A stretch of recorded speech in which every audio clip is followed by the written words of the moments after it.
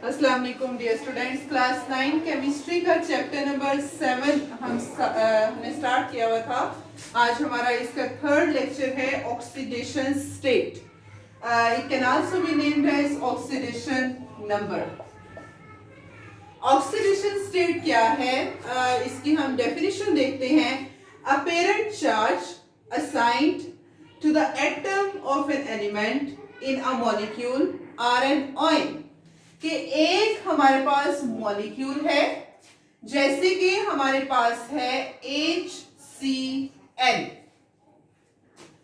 इस मॉलिक्यूल में हमारे पास किसी भी आयन को या एटम है, उसके ऊपर जो चार्ज होता है वो है हमारे पास ऑक्सीडेशन स्टेट। जैसे कि हाइड्रोजन के आउटर मोस्ट शेल में है 1 इलेक्ट्रॉन, इसे अपना डुप्लेट कंप्लीट करने के लिए 1 इलेक्ट्रॉन की जरूरत है।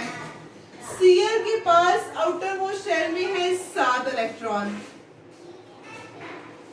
इसे अपना ऑक्टेट कंप्लीट करने के लिए 1 इलेक्ट्रॉन की जरूरत है।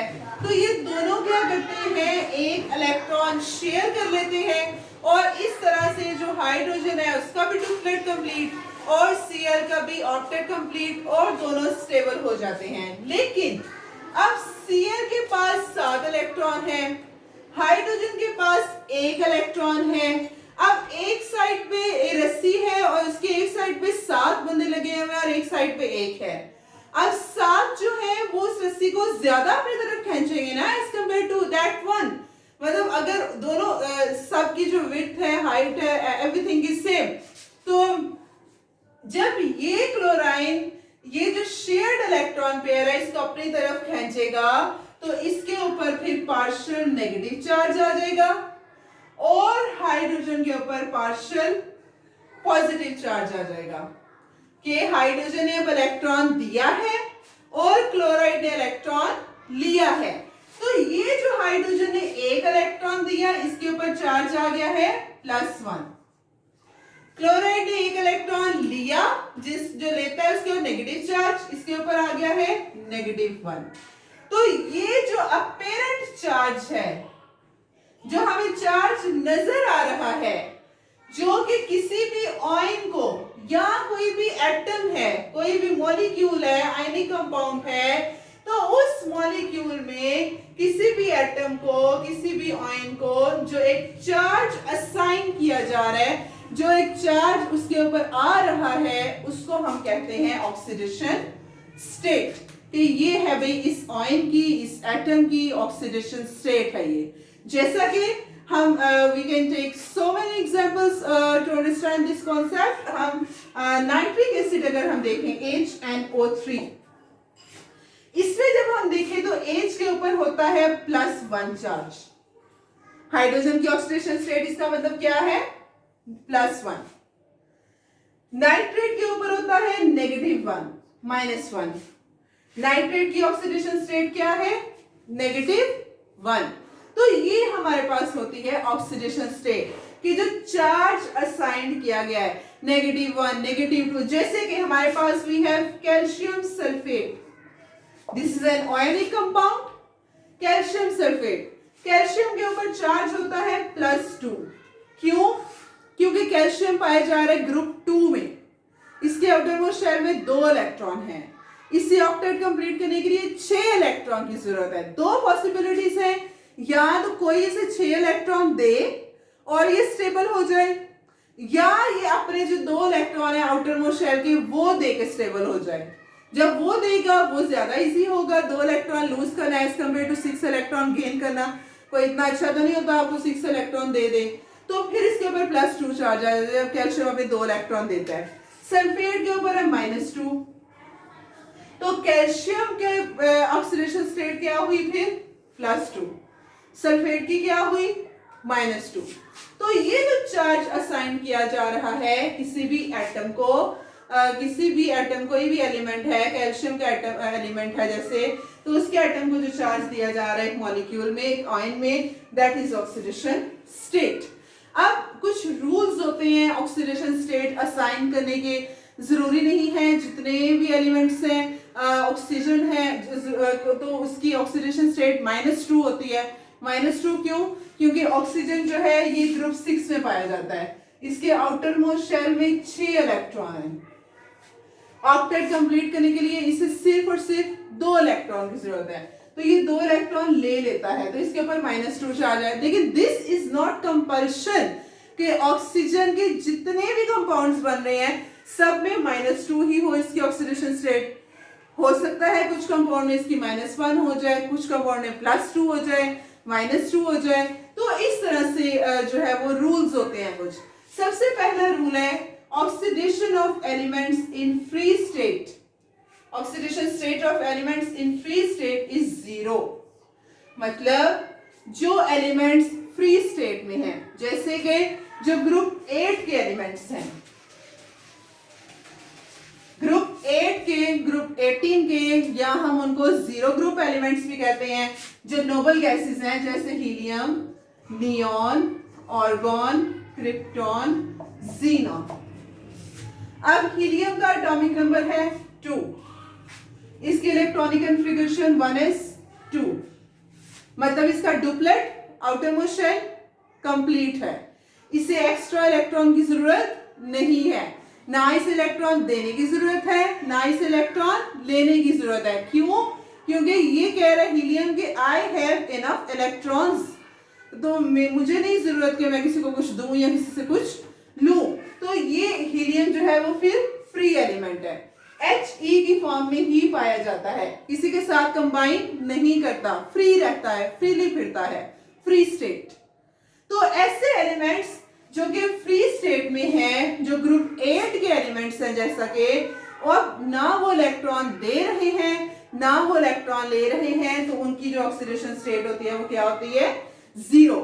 जैसे हीलियम का हमने देखा, अगर एक इलेक्ट्रॉन दे देता तो +1 आ जाता, अगर ले लेता तो -1 आ जाता, लेकिन ना ये इलेक्ट्रॉन दे रहा है ना ये इलेक्ट्रॉन ले रहा है, इसका मतलब इसकी ऑक्सीडेशन स्टेट 0 है। जैसे नियॉन है, एटॉमिक नंबर कितना है?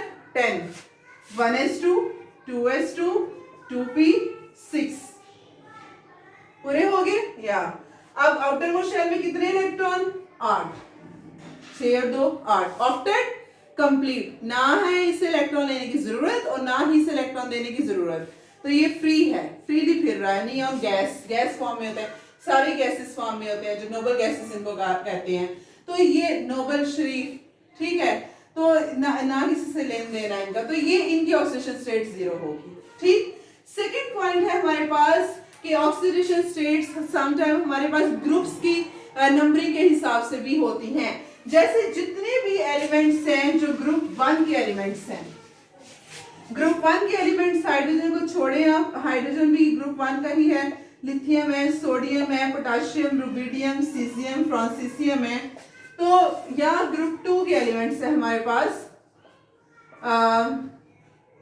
Beryllium, magnesium, calcium, strontium, barium, radium. अब ग्रुप 1 के जो एलिमेंट्स हैं इन सब के आउटर मोस्ट शेल में 1 इलेक्ट्रॉन है। अब इन सब को चाहिए भाई 7 इलेक्ट्रॉन अपना आउटर मोस्ट शेल कंप्लीट करने के लिए। अब किसी एलिमेंट के पास इतनी कैपेसिटी नहीं होती कि वो इसे 7 एलिमेंट दे, 7 इलेक्ट्रॉन दे। सो ये क्या करते हैं, दे फील बेटर कि वो अपना जो 1 इलेक्ट्रॉन है उसको लूज कर दे। तो जब जैसे सोडियम है, एटॉमिक नंबर 11 है, इसके आउटर मोस्ट शेल में 1 इलेक्ट्रॉन है, सिर्फ 7 इलेक्ट्रॉन चाहिए, तो 7 इलेक्ट्रॉन तो नहीं कोई देगा, तो ये क्या करेगा कि अपना 1 इलेक्ट्रॉन ही लूज करके अपना आउटर मोस्ट शेल स्टेबल कर लेगा।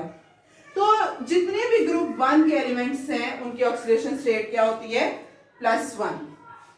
और जितने भी ग्रुप 2 के एलिमेंट्स हैं उनकी ऑक्सीडेशन स्टेट क्या होगी? +2। जैसे कैल्शियम, मैग्नीशियम, कैल्शियम जो है एटॉमिक नंबर इसका 20 है, इसके आउटर मोस्ट शेल में 2 इलेक्ट्रॉन है, 6 चाहिए। अब 6 इलेक्ट्रॉन तो कोई इसे देगा नहीं, 1-2 की बात हो तो फिर भी इलेक्ट्रॉन मिल जाते हैं, तो इस वजह से ये कैल्शियम अपने 2 इलेक्ट्रॉन लूज कर देता है, स्टेबल हो जाता है। तो +2 ऑक्सीडेशन स्टेट। तो ऑक्सीडेशन स्टेट समटाइम ग्रुप्स के हिसाब से भी होते हैं, जैसे कि ग्रुप 7 के जो एलिमेंट्स हैं, अब आप उनकी बात करें, ग्रुप 7 के एलिमेंट्स, ग्रुप 7 में कौन से एलिमेंट्स आते हैं? Fluorine, chlorine, bromine, iodine, astatine. अब अगर हम इसको देखें ना, फ्लोरीन 9, इसका आउटर मोस्ट शेल में, फ्लोरीन के आउटर मोस्ट शेल में 7 इलेक्ट्रॉन है।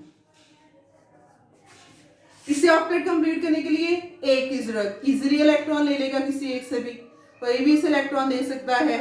सोडियम एक इलेक्ट्रॉन दे सकता है, सोडियम फ्लोराइड बन जाएगा। तो ये इसकी ऑक्सीडेशन स्टेट फिर क्या होगी? -1। तो ग्रुप 1 की ऑक्सीडेशन स्टेट +1, ग्रुप 2 की +2, ग्रुप 7 की -1 और ग्रुप 6 की, जिनको 2 इलेक्ट्रॉन चाहिए ऑक्टेट कंप्लीट करने के लिए, -2। तो ये यहाँ पर हमारे पास ग्रुप्स के हिसाब से भी ऑक्सीडेशन स्टेट्स होती है। तीसरा पॉइंट है कि हाइड्रोजन जो है, जितने भी कंपाउंड्स हैं उन सब में जो हाइड्रोजन है उसकी ऑक्सीडेशन स्टेट +1 ही होती है। +1 ही होती है ना, क्योंकि अब हाइड्रोजन एक इलेक्ट्रॉन दे सकता है लेकिन ले नहीं। लेकिन अगर मेटल के साथ रिएक्शन कर रहा है, जैसे सोडियम है, सोडियम के साथ जब हाइड्रोजन मिलेगा, अब देखें सोडियम है, इसके आउटर मोस्ट शेल में भी एक इलेक्ट्रॉन, लेकिन इससे पूरा करने के लिए 7 चाहिए ऑक्टेट कंप्लीट करने के लिए। हाइड्रोजन के पास भी एक इलेक्ट्रॉन, डुप्लेट कंप्लीट करने के लिए इसे 1 चाहिए। अब 7 तो देगा नहीं, तो सोडियम क्या करेगा? अपना एक इलेक्ट्रॉन जो है वो हाइड्रोजन को दे देगा। जब हाइड्रोजन को देगा तो हाइड्रोजन का डुप्लेट कंप्लीट और सोडियम का भी outer most shell stable complete. तो इस केस में फिर क्या हुआ? हाइड्रोजन ने एक इलेक्ट्रॉन लिया है ना, तो इसके ऊपर क्या चार्ज? -1। तो जो मेटल हाइड्राइड्स हैं, जैसे सोडियम हाइड्राइड है, जैसे लिथियम हाइड्राइड है, जैसे कैल्शियम हाइड्राइड है, तो मेटल हाइड्राइड्स जब मेटल के साथ रिएक्शन करता है हाइड्रोजन, तो उस केस में हाइड्रोजन के ऊपर -1 चार्ज आता है। क्यों? क्योंकि मेटल्स फ्री होते हैं, अपने इलेक्ट्रॉन दे देते हैं, तो वो अपना इलेक्ट्रॉन देके हाइड्रोजन को स्टेबल कर देते हैं और खुद भी स्टेबल हो जाते हैं। तो उस केस में -1 चार्ज, वैसे हाइड्रोजन के पास +1 चार्ज होता है। इसी तरह से हम ऑक्सीजन की बात करें तो ऑक्सीजन ग्रुप 6 में पाया जा रहा है। इसे आउटर मोस्ट शेल कंप्लीट करने के लिए 2 इलेक्ट्रॉन की जरूरत है। तो ऑक्सीजन के जितने भी कंपाउंड्स हैं, वो जैसे हम वाटर देखें जो सबसे कॉमन कंपाउंड है H2O, ऑक्सीजन के पास 6 इलेक्ट्रॉन आउटर मोस्ट शेल में। अब ऑक्सीजन क्या करेगा? एक हाइड्रोजन से एक इलेक्ट्रॉन, दूसरे से भी दूसरा और अपने 8 पूरे। इस केस में ऑक्सीजन के ऊपर क्या चार्ज आ गया? -2। जितने भी कंपाउंड्स हैं सब में -2 ही आता है। लेकिन अगर हम बात करें पर ऑक्साइड्स की, जैसे H2O2 है, इस तरह से पर-ऑक्साइड है, ये पर-ऑक्साइड। इस केस में ऑक्सीजन के ऊपर -1 चार्ज होता है। -1 कैसे? अब ऑक्सीजन ने एक इलेक्ट्रॉन इससे शेयर किया, लिया हाइड्रोजन से, 2 चाहिए ना उसे, और एक उसने इस ऑक्सीजन से ले लिया, उसकी डेफिशिएंसी पूरी हो गई। तो इसका मतलब इसके साथ तो इसने शेयरिंग की हुई है, लिया तो इसने इसके साथ है, तो -1 आ गया। फिर अब सेम चार्जेस वाले के ऊपर चार्ज नहीं ना आता, जो नॉन पोलर होते हैं उनके ऊपर जो चार्जेस नहीं ना आते, तो इसने इससे लिया, इसलिए -1 आ गया। इस तरह से ये ऑक्सीजन है, इससे एक हाइड्रोजन से, इससे हाइड्रोजन से लिया, इसको अट्रैक्ट किया इलेक्ट्रॉन को अपनी तरफ, तो इसके ऊपर -1 चार्ज आ गया, और एक केस अपने ही सेम एटम के साथ शेयर कर लेगा। तो पर-ऑक्साइड्स के केस में -1, और जो वैसे ऑक्सीजन के कंपाउंड्स हैं उन केस में -2। लेकिन अगर वो फ्लोराइड के साथ रिएक्ट कर रहा है, ऑक्सीजन फ्लोराइड, जैसे OF2 है, अब फ्लोराइड ग्रुप 7 में पाया जाता है, ऑक्सीजन ग्रुप 6 में, तो कौन ज्यादा इलेक्ट्रोनेगेटिव हुआ? किसके आउटर मोस्ट शेल में ज्यादा इलेक्ट्रॉन है? फ्लोराइड के 7 इलेक्ट्रॉन, ऑक्सीजन के पास 6। तो कौन फिर अपनी तरफ एक इलेक्ट्रॉन को खींचेगा? फ्लोराइड खींचेगा। तो फिर उस केस में 2 फ्लोराइड लगे हुए हैं, एक इधर है एक इधर है, इसको भी एक इलेक्ट्रॉन की जरूरत है, इसको भी एक। अब ये दोनों क्या करेंगे? इस ऑक्सीजन से इलेक्ट्रॉन ये भी खींचेगा, ये भी खींचेगा, तो उस केस में फिर ऑक्सीजन के ऊपर चार्ज आ जाएगा +2। तो ये होता है फोर्थ है कि वैसे ऑक्सीजन के ऊपर -2, लेकिन पर-ऑक्साइड्स के केस में -1, और ऑक्सीजन फ्लोराइड, ऑक्सीफ्लोराइड्स के केस में, ऑक्सीफ्लोराइड्स के केस में -2, तो +2 सॉरी।